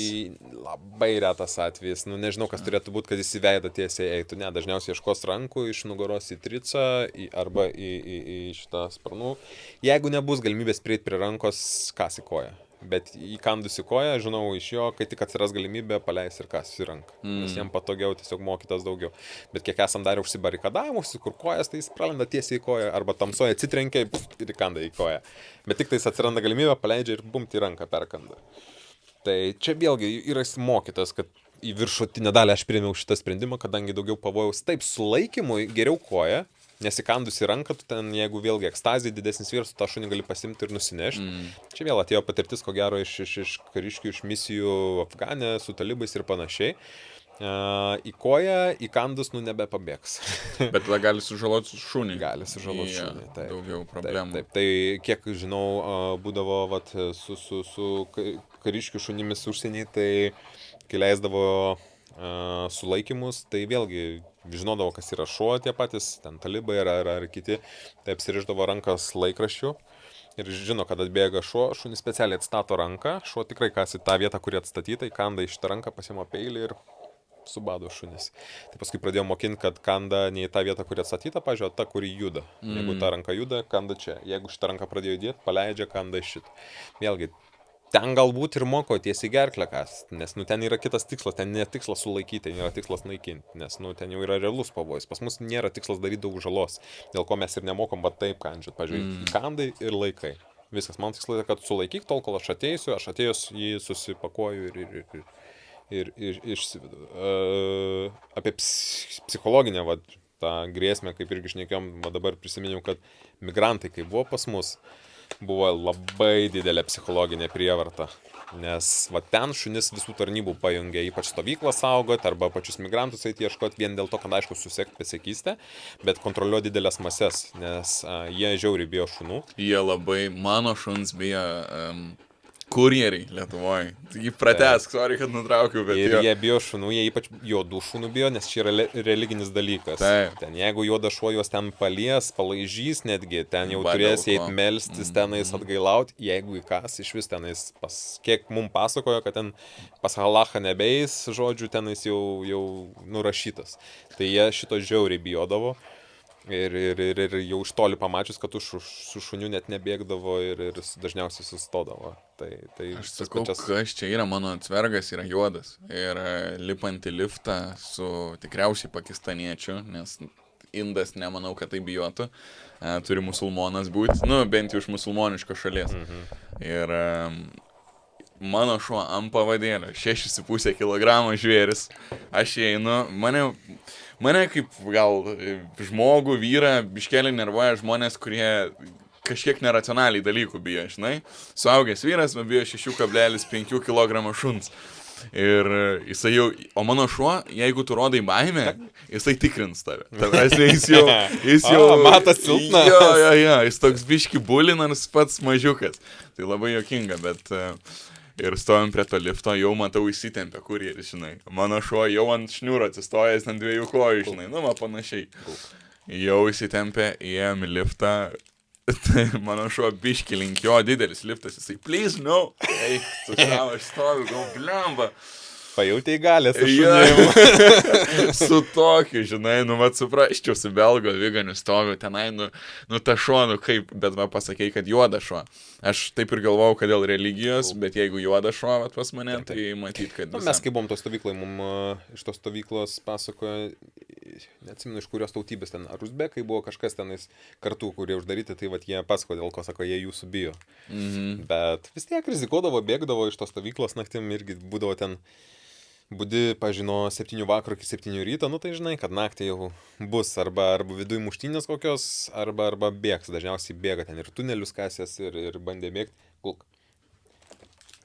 Tai vieną naktį atsimenu, irgi buvom su kolega, man atrodo, pabėgo 3, man atrodo dar 4, nu tai okei, šokom, varėm ieškoti, Rūdininkose buvo, Rūdininkų miške. Bet šunį paleidai tuo metu, ne? Ne, su pavadžiu ėjau ir vien dėl to, kad, nu, rasim gerai, nerasim nieko, bet šuns man sveikata prioritetas buvo ten, plus neturėjau GPS pasiėmęs, tada tai dėl to, jeigu GPS uždedu, dažniausiai galiu ir leisti. Bet vėlgi, pėdsekystį niekada mes nepaleidžiam dažniausiai, einam su pavadžiu, žmogaus tiesiog paieškoja laisvai, kai nežinau, kad čia yra pėdos, tada aš paleidžiu. Jeigu žinau, kad čia yra pėdos, yra biški technika kita, kad su pavadžiu eini, nes per pavadį ten truputį kontroliuoji šunį ir padedi jam. Tai išėjom ieškoti, neatsimenu, kiek praėjom, nu bet kokį gal pusvalandį praėjom mišku. Ir istorija labai įdomi. Einam su kolega, nu jau supratom, kad ko gero neberasim. Ir taip kažkaip su prūžiku prašvičiu, žiūriu, akis 2 sublizgėjo, bet irgi kokių gal 7 metrų nuo mūsų, taip 60. Kolegas, kažkas ten yra, pašvečiu ir stovi vilkas. Vilką eik, tu seno. Už Foxą kokius 3 kartus didesnis, toks geras Kaukazo dydžio, nu tikrai ten patinas. Lietuvoj? Taip, Rūdininkų miške.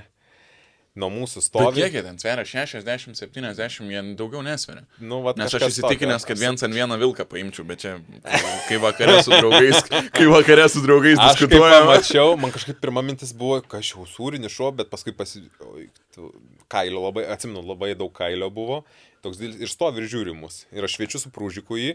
Foksas jį pamatė, pradėjau urksti, aš jam iškart neprovokuok, aš iškart ginklą užsitaisiau, nes galvoju, jeigu puls, nu, visą apkabą sulėsiu. Tai kolega bandė dujas dapūsti, nu, kad tiesiog atbaidyti ir nueitų, nes nedapūtė, nes, nu, aišku, atstumas per mažas. Paskui tazerį išsitraukė, pačirškino, nes dažnai garso šito bijo šunis ar laukiniai gyvūnai. Irgi nieko. Tai gal tas atsiskyręs buvo, kur vienas... Taip pat mums paskui klausimas buvo, jie po vieną labai retai kada vaikšto. Ir kur kiti buvo, ar jis ten kokią nors slapuką užsijėmės žiūrėjo, ar migranto jau to ieškojo. Tai mes ten prastai Patriotą vilką 20-30 sekundžių ir jis tiesiog tenais, man atrodo, jo, per rasiją gal pakvietėm kolegas, kad kas su mašinom važinė, kad jungtų sirenas.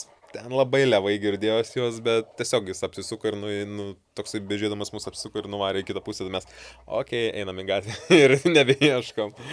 Bet gal tikrai atsiskyręs buvo, žinai, kaip būna ten išstumėjęs. Būna, kad jo, yra jų hierarchija, kad jeigu mandravoja išskiria. Jo, ten per senas, gal bandai pačelendžinti kokią alfą, žinai, viskas varai lauk. Kiek žinau, kiek skaičiau apie šitos, ten taip ir būna, kad jeigu bando nuimti ar ten kalę tą vyriausią, ar kečiausią, ar patiną, jo, jis jeigu pralaimi, jeigu nesugeba prisitaikyti, eina lauk. Gal, nežinau. Klausimas, kurį užduoda linksmai laiką leidžiantis mano draugai. Kaip bandoma slėpti narkotikus? O, čia labai geras. Kuo toliau, tuo smagiau slepia, tuo fantazijos daugėja. Esam daug labai visokių slėptuvių radę ir ko tik tais nebando. Ir aišku, kartais juokinga būna, nes mitais apimtais dalykais bando slėpti. Pavyzdžiui, vakuumas, kad vakumuoja. Aš irgi taip galvočiau, bet Nėra problemų, kažkada atsimenu į butą, atėjom kratos daryti. Jo, žiūrėjom į butą, ten visą kitą, bla bla bla. Paleidau šunį, aš jau matau, sėdint mano šuo, jau va taip uosto, jau suprantu, kad kažkur yra, nes ore, reiškia, yra jau kvapų. Vėlgi, jeigu butas uždarytas, ten nėra didelio skersvėjo ir ilgai ten ir narkotikai buvę, jeigu dar kiekis didesnis nušuo, ten jis gali per kelis kambarius jau užuost, kad kažkur yra, nes tiesiog kvapo molekulės yra ore ir šuo jau traukia ir jam į smegenis lemputė raudona mirksi. Tai paleidau, tai pauostė greitai į kambarį, nuvarė į balkoną. Į balkonę ten per tokias padangas, ten šiukšlynas buvo tokias padangas, lipo į viršutinę spintelę, ten vos neženklina. Tai darėm ten kilas 100, man atrodo, žolės buvo, suvakumuota po 100 gramų. Savam naudojimui. Ko gero, galimai. Tai net balkonė man būnant kvapo nesijautė, nes šiaip jeigu būtų atvira, tikrai jaustas, nes būna, kad ateini ir pats užuodė jau, kad čia yra. Bet šuniui ten pilna užteko šitos, tai šitus būdas, nesugriauk. Paskui visokiose esame elektros lemputėse, ten pasidaro slėptuvės, ten prapjauna ar išsuka, įdeda, užsuka. Tai čia nuo žmonių, čia ne nuo šuns jau, ne? Dabar populiarėjantis, vėlgi, tam pačiam AliExpress ar kitose parduotuvėse yra tokie plasmasiniai lagaminėliai su klipsais tenais ir su magnetais mėgsta po mašiną klijuoti, kad mašinai pačiai nevežti, po mašiną, ten į variklio skyrių ir visą kitą. Geri patarimai šiaip. Geri, bet jie jau seni, jau mes juos žinom ir atsimenu, neseniai buvo byla, kur irgi žinom, kad važiuoja jau narkotikų pasim, žinom, kad platina, ten ne vieną mėnesį jau dirbta su jais, ten daug informacijos, tiesiog važiuom susilaikinėti. Ir ten jų, man atrodo, žinutės ar pokalbius kažkaip turėjo. Ar paskui mes perskaitėm, kad ten kažkas pasakė, kad mentai yra mieste, tipo atsargiai, ir jis ten, ar atrašęs, man atrodo, kad vis tiek jie neras pas mus. Ir mes tada jį stabdėm ir radom. Kristalų, man atrodo, ten 100 PM gramų, tai va su šitą dėžutį ir buvo irgi po mašinas su magnetais. Tai yra tų būdų, aišku, kaip paslėpti, kad neišeitų, protingesni tos būdus žino ir po vandeniu, aš įsivaizduoju, turėtų būti. Vis tiek užuodžia? Kvapo molekulės, taip, tai yra netgi tokių šunų, kurie lavonus ieško nuskendusius ir aišku, ten vien puvimo procesas eina, visas kvapas į viršų, bet po vandeniu irgi yra labai daug, pavyzdžiui, video užsienio tokio vieno instruktoriaus pasidaro, ateina, nusikerpa savo nagą į upelį, įmeta, nedidelis upelis, įmeta į upelį, atsiveda border collie, paleidžia paiešką, border collie randa tą nagą. Po vandenį. Ja, tas upelis ten nesraunus, bet įmeta į tą vietą ir filmuoja viską, pasikviečia border collie, duoda paiešką, border collie ieško ir randa. Tai po vandeniu kvapo molekulės jos juda, per stiklainį irgi juda jos yra, per stiklą eina, taip, sunkiai, visa kita, vėl klausimas, kaip tenais bus įdėta. Stiklas, vakuumas, šuns maistas, mėsa. Šuns maistas nėra skirtumo. Čia vėlgi galvoja, kad jo labai, mes darom, pavyzdžiui, aš kratas darau, vėlgi darom kratas, kur, žmonės gyvena, ten būna katės, šunys, šeškai, to maisto pridėta, paprasto maisto. Jis, pavyzdžiui, yra išmokytas, kad jeigu yra komanda ieškoti narkotinių medžiagų, joks maistas nieko, nes mes darom tokias patreniruotės, pridėliom to maisto, galvoju, mes to nedarom, mes irgi taip pat darom. Gerai, jeigu tu dabar pasakytum jam kažkokį narkotiko atskirą pavadinimą, jis ieškotų ar tiesiog į kratą darytų? Jis išmokytas tiesiog viena komanda ir suras tam tikrus kvapus, už kuriuos gauna paskatinimą, tai yra žaislą. Ir dabar pasakytum, jis iškart pradėtų ieškoti visur. Galim patikrinti. Galim tikrinti, tiesiog netvarka už užuolaidų yra, bet man atrodo būtų kažkas, jis jau iškart būtų, jeigu būtų kažkas, jis man atrodo iškart jau būtų, nepasakęs. Yra man buvęs bairis, kai... Pas draugus numarė tą nepabūt.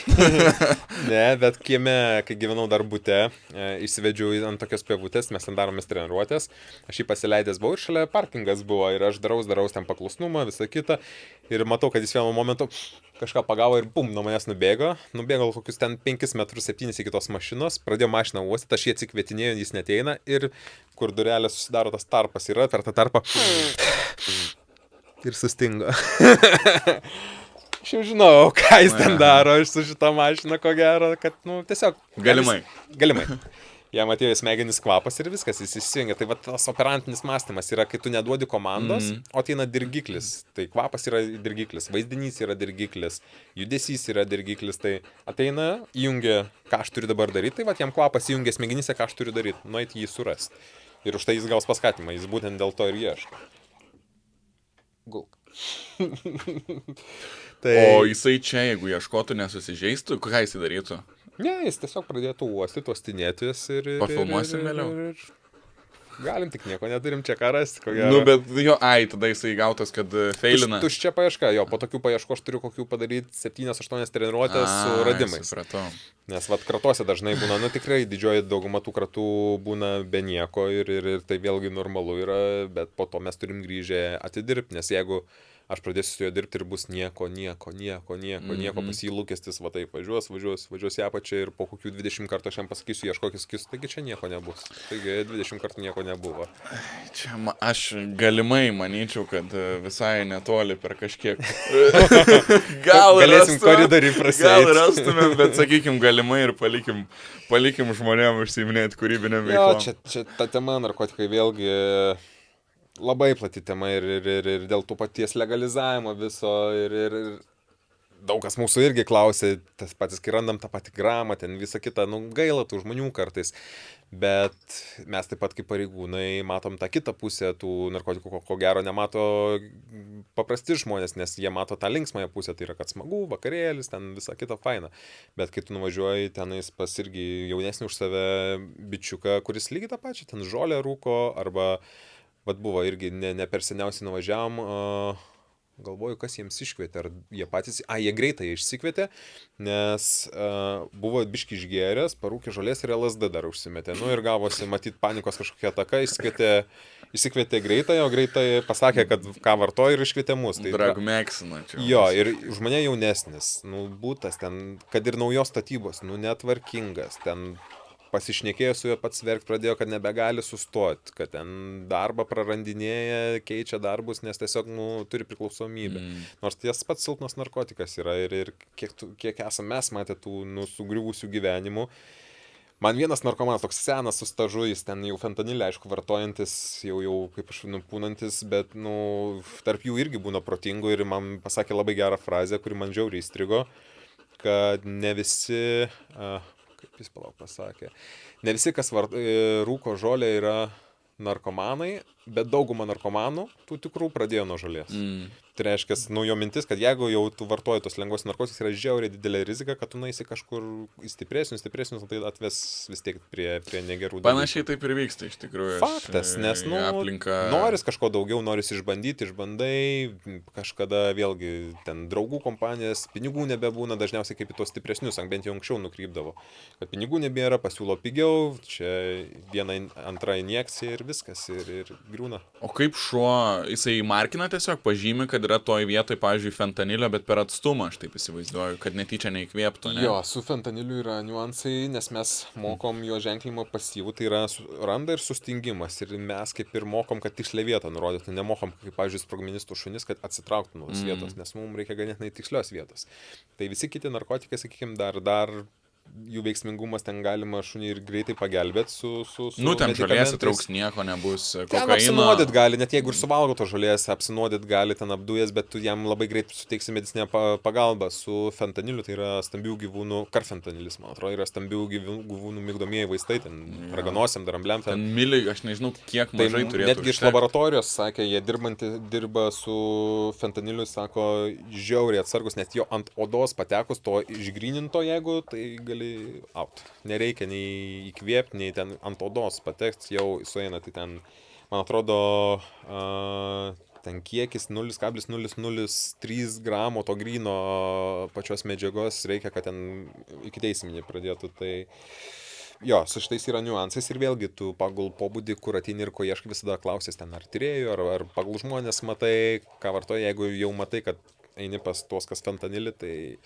aš dažniausiai visada dirbsiu su pavadžiu jau, kontroliuosiu šunį. Tai vien, kad lygų nepasigautų šuo. Taip, tai švirkštai visą kitą, pradžioje ateini pats apsižiūrėti tą aplinką, kad nebūtų palaidų narkotikų ir jo, saugai, nu, vėlgi dueto darbas yra. O vėlgi tie patys dropai, oi, mūsų smagusis dalykas yra. Kaip Mamos yra tekę ieškoti vieną kartą. Tai neradau. Tai va, aš vat neseniai treniruotę Vingio parke dariausi. Prieš dar dainų šventę, man atrodo, ar tą dainų šventį gal ruošėsi tenais su vienu Oi, irgi ten jaučiu, žmogum kas darėmės treniruotę ir nedėjus Vingio parko mes darėmės. Ir aš su Foksu buvau jo, jis ten pažįstamas su Vokiečio Viganiu ir matau miškuose tose žolyse vaikšto bičelis su telefonu ir va taip daro. Ir šitas pas nesakau, žinai ką čia daro? Sako jo, nuėjo, paskui parėjo. Nu tai viskas aišku. Tai tam pačiam Vingio parke yra ne kartą buvę su Foksu vaikštau, paleidžiu, jisai nubėga, randa ir ženklina. Nu ką, kvieti kolegas, kad žymėt, atsiprašai, nes čia yra tos tamsios bylos, nu ką, jas turi pradėti iki teisminį ir nes tai yra rastos narkotinės medžiagos. Nu, bent jau, mano mintis, bent jau išimsim, kažkas negaus, kažkam minusas ir panašiai. Jo, labai įdomi narkotikų tema yra, nes aš ne už platinimą, bet ten jeigu žmogus turi tik tai marihuanos iki 5 gramų, net nežinau, ar norėčiau, kad legalizuotų. Labiau gal norėčiau, kad administracinė atsakomybė būtų, nes legalizavimas vėlgi ten labai didelė tema yra. Bet čia yra niuansas, čia mūsų mentaliteto klausimas, mes nesam dar nepasiruošę netgi dekriminalizavimui, nes dekriminalizavimą jau dabar yra sudaryta tokia nuomonė, visi supranta kaip legalizavimą, kad jeigu bus administracinis nusižengimas, nu tai vos nemokestis susimokėti, kad vartot narkotikus. Ir mes nesam pasiruošę tam mentaliai, kad atsakomybės turėtume, kad mokėtume, kad tai darytume, kad net jeigu ir atsirastų tie švarūs, sakykime, silpnieji narkotikai, parduotuvės, visą kitą, aš manau, juodoji prekyba dar labiau klestėtų. Jie šiaip labai brangus yra, pavyzdžiui, Amerikoje. Vien dėl kainų skirtumo. Bet kiek mokesčių surenka valstybė, po to grąžina jau savo piliečiam Kolorade valstiją. Bet klausimas, kiek iš to žalos mes turėtume ir jeigu sakyčiau, kad mūsų jau visuomenė yra brandi, visa kita, jaunimas ten, sakykime, brandus, visa kita, okei, nes vėlgi iš savo patirties, kaip policijos pareigūnas, sakykime, bendrauti, spręs problemas, tas pats sulaikinėti, apsirūkiusių žolės yra daug lengviau, maloniau ir mažiau problemų kyla negu su girtu. Alkoholis, mano galvai, yra daug didesnė problema negu marihuana, bet aš prieš pačią marihuaną, sakykime, neturiu nieko ten tiek, kad jinai daro kažkokią žalą, bet tai yra startas, va čia yra blogiausia. Gateway drug, vadinamas. Kad čia yra startas ir kad tu patenki tam tikrą terpę ir toj terpėje atsiranda negerų dalykų ir žmonės, nu, tiesiog dar nėra mentaliai pasiruošę, kad su to sutvarkytų. Va čia yra pagrindinė problema ir kur dabar dar eina visas jaunimo mąstymas matant, kaip jie elgiasi, socialiniai tinklai, visa kita, ne į tą pusę, man atrodo. Tai atlaisvinimas, aš sakau, ko gero duotų ne tokį efektą, kokią mes galvojam. Aš irgi, man žiauriai gaila tų, kai patys nuvažiuoji ten 100 gramų, pagauni ten to žolės, pats supranti, kad tai, nu, nepakeis nieko. Ir ten 0,15 gramų. Kad jam ir iki teisminį pradės, išeis pagal laidavimą ir visa kita, tai jis turės tam tikrą žymą ir nieko, bet vėlgi rodo, kad net iš to nepasimoko, nes būna pagauni ir antrą kartą tokius, ir trečią, ir ketvirtą, ir verkia, ir gaila, ir vėlgi ta pati atsakomybė jaunimo su tom pačiom lenktynėm, mašinom, kaip lengvabūdiškai visą tai pradeda žiūrėti į važiavimą. Turim neseniai įvykį, kur su mergina su BMW tikslai. Bet čia yra požiūrio klausimas, čia yra dėl to, kad viskas okei su mašinu, važiuoti, turėti geras mašinas, važiuokit, kad Čerginė tenais driftinkit, ražykit. Nu, bet ne mieste ir vėlgi, kai pradeda peržengti ribas ir peržengti savo galimybės, nu, turim skaudžias pasiekmes. Šiaip žiauriai, aš esu savo šalies ambasadorius, bet kur nuvažiuoju, sakau, kad pas mums labai faina, žinai. Ir lyginant policiją irgi, man atrodo, kad mes esam šviesmečiais prieki, negu buvom prieš 10 metų, tūkstantmečiais prieki, negu buvom prieš 20 metų. Ir lyginant su kitom šalim, man tai kosmosas yra. Tai... Bet čia normalu, nes dabar labai vyksta, dėl ko taip greitai keičias policija, aš manau, dėl to, kad vyksta labai didelė kaita. Gal net per didelė, sakyčiau, nes tikrai kurie jau patyrė, seni pareigūnai, jie labai jau eina į pensijas, eina lauk. Vieniem ir apykojas uždeda. Būna. Buvo, Toks gyvenimas, kaip sakant, nu vėlgi, ta pati policija yra, nu, visuomenės dalis. Tai pas mus policija irgi tokių pačių yra. Garantuoju, mano nuomonė, kad yra ir vartojančių narkotinės medžiagas. 100%. Ir vairuojančių ten gal ne iki galo gerai ir tos pačios lenktynėse dalyvaujančių, tai yra normalu. Statistiškai neįmanoma, kad nebūtų. Taip, tai yra normalu, tai yra visuomenės dalis, bet vėlgi aš norėtus, kad tam tikrose sferose ta būtų geresnė visuomenės dalis. Tai toj pačioj policijai aš bent jau matau, kad ateina tuo daug jaunimo ir vėlgi kitaip ir žiūri ir netgi su kelių eismo taisyklėm to pačiu pažeidimu yra tokių pareigūnų, kuris ten pamatęs bet kokį pažeidimą iš karto baus, kad tik tai tau protokolą išrašyti. Nu, aš dažnai bandau per tą moralinę pusę, jeigu matau, kad tai įmanoma padaryti. Kad ten už telefoną sustabdžius, nu tikrai matai, kad neišsikalinėja, ten vos nesinaudau, nors yra būna tokių pravažiuoji, matai su telefonu šneka, prisistabdai, susilygini su juo, jis toliau šneka telefonu, jungi body kamerą, pafilmuoji, pavyzdžiui, užsidedi, sustabdai jį, sakai, labą dieną, stabdžiau, dėl to aš telefonu, aš nešnekėjau. Ir rimtų veidų, ir netgi teisme su tokia situacijai ėjęs, Geležinio Vilko gatvėje, būtent taip ir padariau ir prisiminiau, į teismą jisai skundė mūsų protokolą, ne.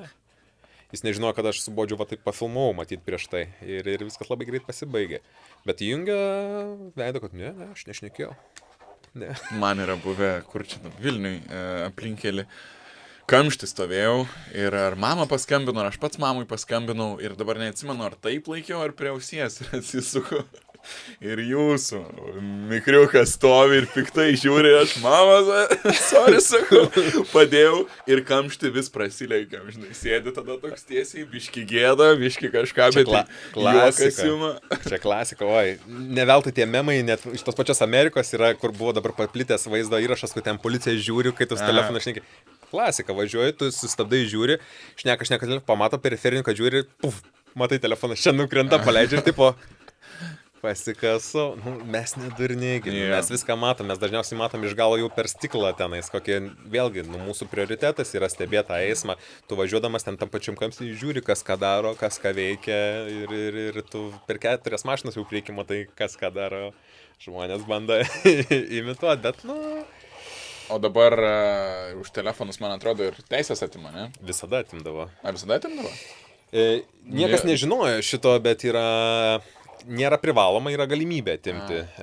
Dažniausiai praktika yra tokia, kad jeigu yra pakartotinumas, tada yra iki metų, man atrodo, laiko, jeigu gerai dabar atsimenu. Yra jo, nuo 60 iki 90 eurų bauda, pirmas kartas yra pusė minimalios 30 eurų ir yra galimybė atimti vairuotojo pažymėjimą, jeigu neklystu iki metų laiko ar pusmetis, senai be rašiau jau protokolą. Ir vėlgi aš visada ant šito žmonėm vėlgi, kad duotą pamoką vadinkim, nes kai spausdini protokolą, visada yra straipsnio dalį atspausdina, kur yra parašyta. Ir aš visada, jeigu tik tais vėlgi normalus, sakykime, vairuotojas, kuris tikrai gailėsi, matas, viskas ateini, pasakai, nu žiūrėkit. Už šitą pažeidimą yra rašo straipsnis nuo 60 iki 90, nu, kadangi jums pirmas kartas čia pusę minimalios duosim, ale nors privalai duoti pirmą kartą pusę minimalios 30. Ir dar su tušinuku visada pabraukiu, bet žinokit, už šitą galima atimti teisės. Taip. Ir jeigu ten tikrai antras, trečias kartas piktybiškai atiminėjam. Galimas dalykas. Pliam. Yra prigavę, ne, manęs tai nenuspirkit laisvų rankų įrangą po Vilnių. Labai nebrangiai kainuoja, parsisiųskit iš Kinijos už 5 eurus ir viskas puikiai veikia. Paskutinis su šuniuku susijęs klausimas. Kaip įvardintum savo ryšį su Foksu? Didelis. Didelis, visur kartu ir darbe kartu, ir namie kartu, ir sergam kartu, ir kelionės dažnai važiuojam kartu, ir į misiją važiavam 2 mėnesiam į Bulgariją, saugot sienos kartu ir visur kartu. Tai labai prisirišęs prie manęs kitaip elgėsi, žmona sakė, kai aš būnu namie, jis toksai prie manęs, čia mes su tečiu, mes čia su tečiu kieti, aš išvažiuoju, labas mamytė, meilus. Nes, pavyzdžiui, kai jeigu namie mes esame ir žmona eina, jis kartais netgi paurzgė, tipo parodo kietumą. Kai aš išvažiuoju, mamytė, draugė, viskas ten apsikabinę. Tai Manau, kad geras ryšys, gerą ryšį mes sukūrėm, kai jisai brendo, bandė mane patikrinti iš agresijos pusės. Vėlgi požymis stipraus charakterio, stipraus patinai dažnai mėgsta šitą padaryti brendimo laikotarpį, nes vėlgi mes jau auginam, kad tu kiečiausias, tu čia varai, tu čia viskas galima, sąlyginai. Ir vieną kartą buvo, kad jo, norėjau žaislą paimti, jis ten urzgė, parodė, kad atsiknis nuo manęs. Okei, paėmiau žaislą, jis man čia į ranką, dar turiu randą. Ir ne tai, kad į kandą atsitraukė, į kandą ir spaudė laikė, kraujai bėga, ranką atjungė, tai išsiaiškinom santykius ir nuo to karto viskas labai faina. Bet tai yra normalu. Čia yra gaujos gyvūnas. Taip, čia yra jų taisyklės, jų gyvenimas, jie taip jį supranta ir aš žinau, kad jeigu aš toj situacijai kažkaip atsitrauksiu, pralaimėsiu, aš duosiu jam lūkestį, kad jis, aš va kaip galiu pasiekti savo tikslo per agresiją šeimininkui ir panašiai, tai būtų atnešę daug daugiau bėdos. Tai jam užteko tiesiog gero spaudimo iš manęs, rėkimas, visa kita. Ir atribojimas nuo manęs, mes nieko neveikėm, tiesiog uždariau į mašiną ir viskas, važinėjom, jokio kontakto nieko nedavė ir jam davė per matyti galvą, kad okei, čia padariau negerą dalyką ir nuo to kartu jis labiau nori bendradarbiauti, įtikt man, nemanipuliuoti labiau, o kažkaip, davai, gal padarom, gal nepadlaižiavimas tai yra, bet toksai, kooperacija su manim, jis labiau nori, geriau mes kažkur kartu darom, negu ten aš vienas. Tai nuo to laiko ir pasikeitė, ko gero. O lovai kartu miega? Ne. Būna, ne atveju. Tikriausiai sakai, kad niekada nemiegos lovai, ne? Bet jau yra buvę. Ne, aš turėjau tą taisyklę, kai kol jis buvo jaunas, kol stačiau jam taisyklės, tai buvo režimas, kai jis miegodavo tik tai savo vietoj. Kai jau kokie 4-5 metai buvo, jau jam daviau daugiau laisvės, bet jis ir nesirenka to labai miegojimo. Jis nori būti šalia manęs, viskas okei, bet miegoti jisai miega dažniausiai salone, ant sofos, kartais savo vietoj. Bet ką jis mėgsta padaryti, jis paryčiais mėgsta, ypač kai žadintuvas suskamba, kažką ateiti ir tenais prie lovos prislausti, šokti, tenais, kažkokį kontaktą turėti. Tai nežinau, ar tai miegojimas, bet nėra taip, kad einam miegoti, o aš čia su tavimi miegosiu ir būsiu. Nors vėlgi, kai išvažiuojam kokias pratybas, į misijas, aš labai mėgstu su juo miegoti. Pasimt bent jau šalia lovos, kad gulėtų, kad būtume kartu, nes dažniausiai ten vienas būnu, tai noris su juo to kontakto. Tai... Aš sakiau, kad maniškis nemiegos lovoj, dabar atsibundu, atsisuku ir čia jau. Gerai, jeigu galva šitoje vietoje, žinai. Nes būna. Nes būna visai. Ir nežinosi niekada, kaip atsibusi. Aš šiaip labai esu jautrus miegu ir man reikia, kad nesiglaustų niekas, atskiros kaldros, visa kita. Ir jis ateina ir taip užgula kaldro, žinai. Patrauki, draugė pasiema, susitvarkom kaip nors. Yra šitas VŠI. Puikiai proga dar kartą paminėti jį, pamiršau dabar kaip vadinasi. K9 retired. Taip, pensininkam, K9.